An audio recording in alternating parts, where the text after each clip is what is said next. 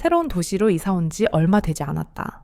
낯선 거리, 낯선 사람들, 그리고 낯선 공기까지 모든 게 새로웠다.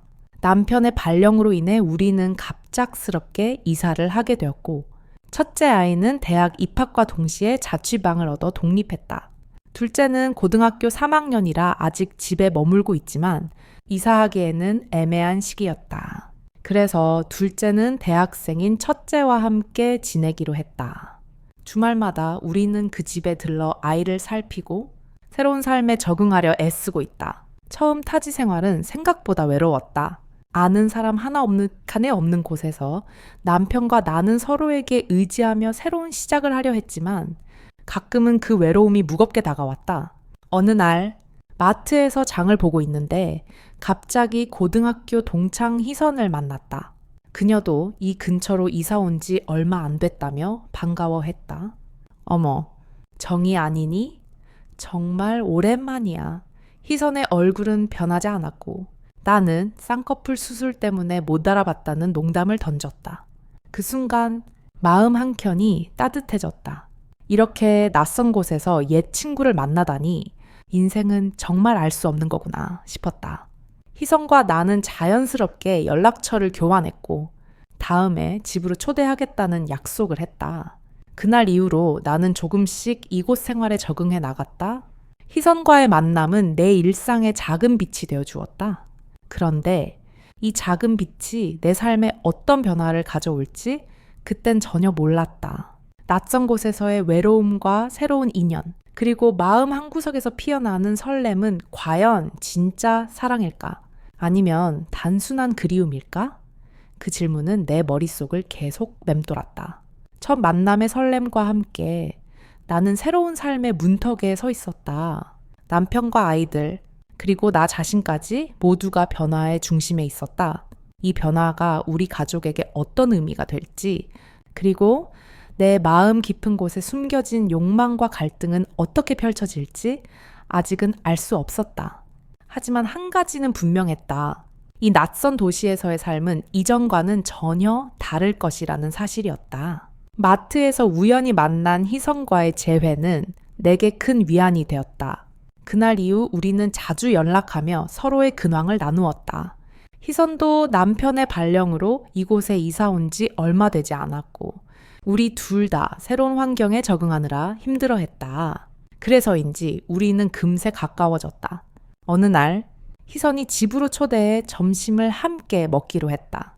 희선의 집에 도착했을 때 그녀는 변함없이 밝고 활기찼다. 내가 가져간 과일과 케이크를 내놓으며 우리는 어린 시절 이야기부터 최근의 고민까지 솔직하게 나누었다. 커피를 마시며 웃고 떠드는 동안 시간 가는 줄 몰랐다.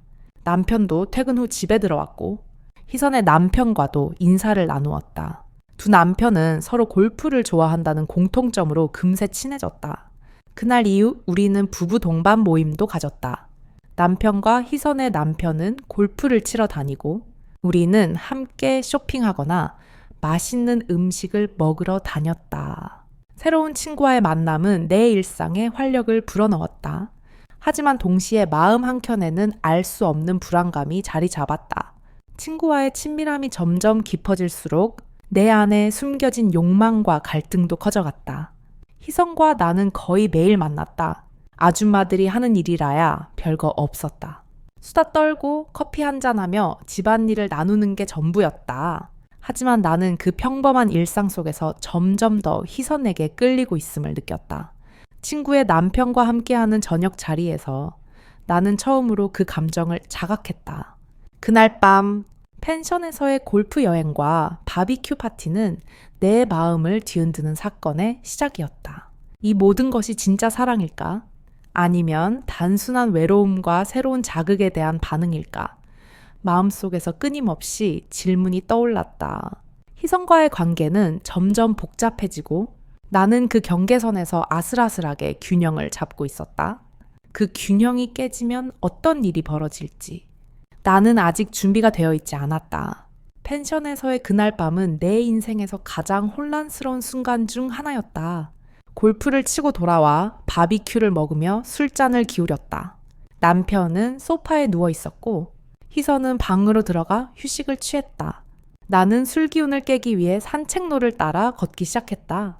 조용한 밤 공기 속에서 마음이 차분해지는 듯 했지만 뒤에서 누군가 따라오는 소리에 깜짝 놀랐다. 스위스. 나야. 석현 씨였다. 희선의 남편이었다. 그는 나를 걱정하며 따라 나선 것이었다. 우리는 함께 천천히 걸으며 이야기를 나누었다. 그의 다정한 말투와 따뜻한 눈빛에 나는 마음이 흔들렸다. 술기운도 있었지만 그 순간 나는 새로운 감정에 휩싸였다. 그의 손이 내 손을 잡았을 때 나는 놀라면서도 그 손길을 뿌리치지 못했다. 정희 씨, 처음 봤을 때부터 마음에 들었어요. 그의 고백에 나는 혼란스러웠다. 친구의 남편이자 내 남편의 친구인 그가 이렇게 내게 다가오다니. 나는 술에 취한 상태였지만 그 순간의 설렘을 부정할 수 없었다. 우리의 입술이 맞닿았고 나는 그에게 끌려 키스를 나누었다. 그 순간 내 안에 숨겨진 욕망이 폭발했다. 하지만 이 감정이 진짜 사랑일까? 아니면 단순한 충동일까? 친구와 남편 사이에서 나는 어떤 선택을 해야 할까? 그 밤 이후로 내 마음은 갈팡질팡했다. 희성과 나는 점점 더 가까워졌고 남편과 석현 씨도 골프 모임을 통해 친해졌다. 서로의 경계가 모호해지면서 나는 점점 더 복잡한 감정에 빠져들었다. 이 모든 것이 결국 어떤 결말을 맞이할지 나는 두려웠다. 하지만 그 두려움 속에서도 나는 이 감정을 멈출 수 없었다. 사랑이라는 이름으로 포장된 욕망과 배신 사이에서 나는 길을 잃고 있었다. 시간이 흐르면서 희선과 나는 더욱 가까워졌다. 거의 매일 만나 수다를 떨고 함께 쇼핑도 다니고 맛있는 것도 먹으러 다녔다. 아는 사람이 없는 낯선 곳에서 그녀는 내게 큰 위안이 되었다. 하지만 그 친밀함은 점점 경계를 넘기 시작했다. 어느 날 희성과 남편이 저녁에 우리 집에 초대해 와인을 마시며 이야기를 나누었다. 그날 밤 남편과 희선의 남편은 골프 이야기에 빠져 있었고 우리는 과일과 와인을 곁들여 대화를 나누었다. 희선은 털털한 성격으로 분위기를 부드럽게 만들었지만 나는 그녀의 매력에 점점 빠져들고 있었다. 남편과 희선의 남편도 서로를 형님, 동생이라 부르며 친근하게 지냈다. 그런데 그날 밤 나는 내 마음속 깊은 곳에서 일어나는 갈등을 느꼈다. 친구와 남편 사이에서 나는 어디에 서야 할까? 이 관계가 계속된다면 무엇이 남을까? 희성과 나는 서로에게 솔직해지기로 했다. 우리 그냥 서로 원하는 대로 즐기면서 지내자. 그녀의 말에 나는 묘한 안도감을 느꼈다. 하지만 이 관계가 계속될수록 나는 점점 더 혼란스러워졌다. 친구와 남편, 그리고 나 자신 사이에서 나는 점점 더 복잡한 감정에 휩싸였다. 이 모든 것이 진짜 사랑일까?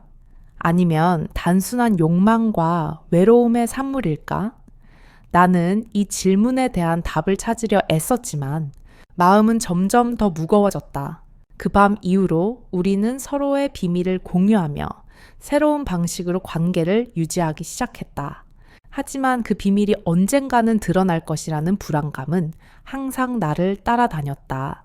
나는 이 관계를 계속 유지하는 것이 옳은 일인지 아니면 멈춰야 할지 고민했다. 어느 날 우연히 남편의 휴대폰을 보게 되었다. 그 안에는 희성과의 만남을 암시하는 메시지들이 있었다. 나는 충격에 빠졌다. 내가 친구의 남편과 몰래 만남을 가지는 동안 남편도 희성과 만남을 이어가고 있었다는 사실이 믿기지 않았다. 서로가 서로의 비밀을 알고 있으면서도 아무 말도 하지 않는 이 상황은 나를 혼란스럽게 만들었다. 희성과 나는 이 사실을 알게 된 후 솔직한 대화를 나누었다. 너 내 남편이랑 만나지? 미안해. 그녀가 먼저 사과했다. 나는 미안할 게 없다고 답했다. 우리 둘 다 알고 있었잖아. 그냥 이렇게 지내자. 우리는 서로에게 상처를 주지 않으면서도 각자의 욕망을 충족시키는 방법을 찾았다. 이 관계는 겉으로 보기에는 평화로웠지만 내 마음속 깊은 곳에서는 끊임없는 갈등이 일어났다. 친구와 남편, 그리고 나 자신 사이에서 나는 어디에 서야 할지 몰랐다. 이 모든 것이 진짜 사랑일까? 아니면 단순한 이기심과 욕망일까? 나는 이 질문에 대한 답을 찾으려 애썼지만 마음은 점점 더 무거워졌다. 그럼에도 불구하고 나는 이 생활이 더 좋았다. 밖에서 만나는 석현 씨와의 만남은 연애하는 것처럼 설레고 집에서는 남편이 더 다정하게 나를 챙겨주었다. 이 이중적인 삶 속에서 나는 점점 더 깊은 혼란에 빠져들었다. 이 관계를 계속 유지하는 것이 옳은 일인지 아니면 멈춰야 할지 고민했다. 희성과 남편, 그리고 나와 석현 씨는 점점 더 가까워졌다. 부부끼리 모임도 자주 갔고 남편들은 골프를 치러 다니며 친분을 쌓았다. 어느 날 우리는 함께 펜션을 잡아 골프를 치고 바비큐 파티를 하기로 했다. 오랜만에 즐기는 모임에 모두가 들떠 있었다. 펜션에 도착해 씻고 나서 바비큐를 준비했다. 술과 고기를 먹으며 우리는 즐거운 시간을 보냈다. 술 기운에 모두가 조금씩 취해갔고 나는 밖으로 나가 산책을 하며 술 기운을 깨려 했다. 그때 석현 씨가 따라 나와 함께 걷기 시작했다. 그의 다정한 말투와 손길에 나는 또다시 마음이 흔들렸다. 그날 밤 나는 석현 씨와 키스를 나누었다. 친구의 남편과의 금지된 관계에 빠져드는 순간이었다. 하지만 그 달콤한 순간 속에서도 나는 이 관계가 가져올 후폭풍을 알고 있었다. 다음날 아침 아무 일 없었다는 듯 각자 집으로 돌아갔지만 내 마음은 여전히 복잡했다. 이 모든 것이 진짜 사랑일까? 아니면 단순한 욕망과 외로움의 산물일까? 나는 이 질문에 대한 답을 찾으려 애썼지만 마음은 점점 더 무거워졌다. 이 관계를 계속 유지하는 것이 옳은 일인지 아니면 멈춰야 할지 고민했다. 희성과 나는 점점 더 자주 만났다. 아줌마들의 일상은 별거 없었다. 수다 떨고 커피 한잔하며 집안일을 나누는 게 전부였다. 하지만 나는 그 평범한 일상 속에서 점점 더 희선에게 끌리고 있음을 느꼈다. 친구의 남편과 함께하는 저녁 자리에서 나는 처음으로 그 감정을 자각했다. 그날 밤 펜션에서의 골프 여행과 바비큐 파티는 내 마음을 뒤흔드는 사건의 시작이었다. 술기운에 취해 산책로를 걷던 중 석현 씨와 마주쳤다. 그의 다정한 말투와 따뜻한 눈빛에 나는 마음이 흔들렸다. 그의 손이 내 손을 잡았을 때 나는 놀라면서도 그 손길을 뿌리치지 못했다. 정희 씨, 처음 봤을 때부터 마음에 들었어요. 그의 고백에 나는 혼란스러웠다. 친구의 남편이자 내 남편의 친구인 그가 이렇게 내게 다가오다니 나는 술에 취한 상태였지만 그 순간의 설렘을 부정할 수 없었다. 우리의 입술이 맞닿았고 나는 그에게 끌려 키스를 나누었다. 이 감정이 진짜 사랑일까? 아니면 단순한 충동일까? 친구와 남편 사이에서 나는 어떤 선택을 해야 할까? 그 밤 이후로 내 마음은 갈팡질팡했다.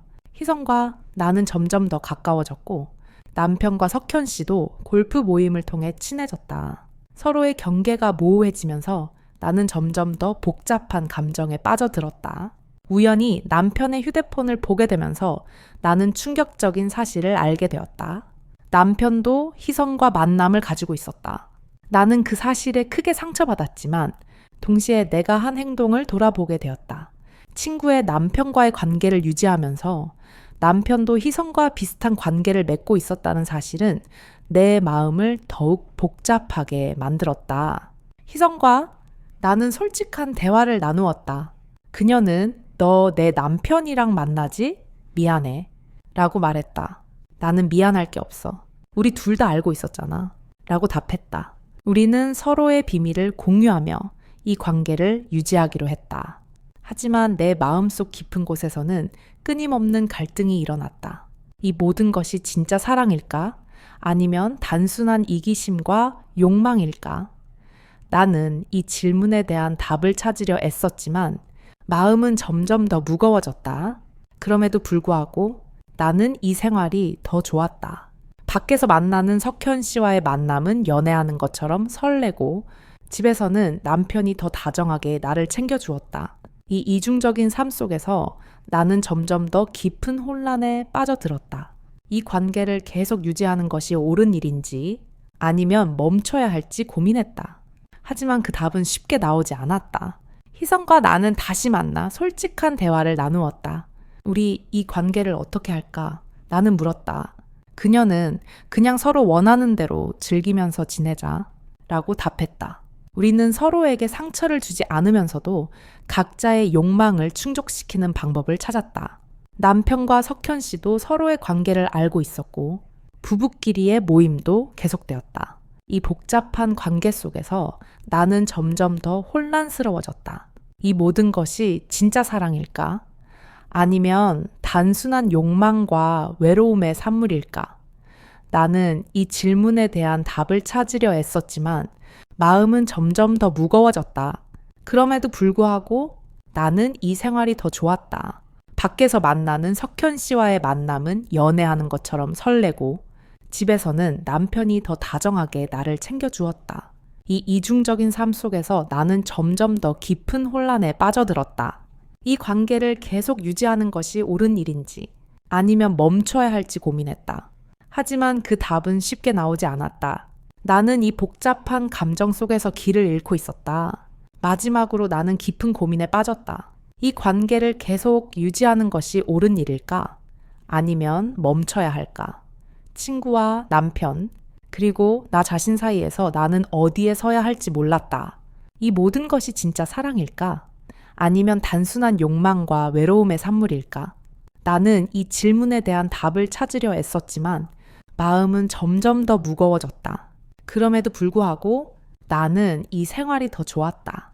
밖에서 만나는 석현 씨와의 만남은 연애하는 것처럼 설레고 집에서는 남편이 더 다정하게 나를 챙겨주었다.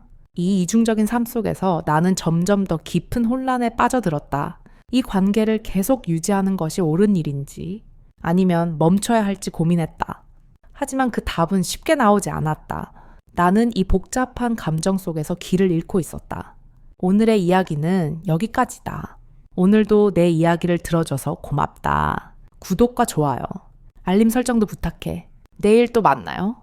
마지막 결말, 이야기를 마무리하며 마음이 조금은 가벼워지길 바란다. 삶은 언제나 복잡하고 예측할 수 없지만 그 속에서 우리는 성장하고 배우며 나아간다. 때로는 사랑이 무엇인지, 진짜 감정이 무엇인지 혼란스러울 때도 있지만 그 모든 경험이 우리를 더 깊고 넓은 사람으로 만들어준다. 이제 천천히 눈을 감고 오늘의 이야기를 마음에 담아두자. 내일은 또 다른 하루가 우리를 기다리고 있다. 편안한 밤 되길 바라며 부드러운 숨결처럼 이 이야기를 마친다.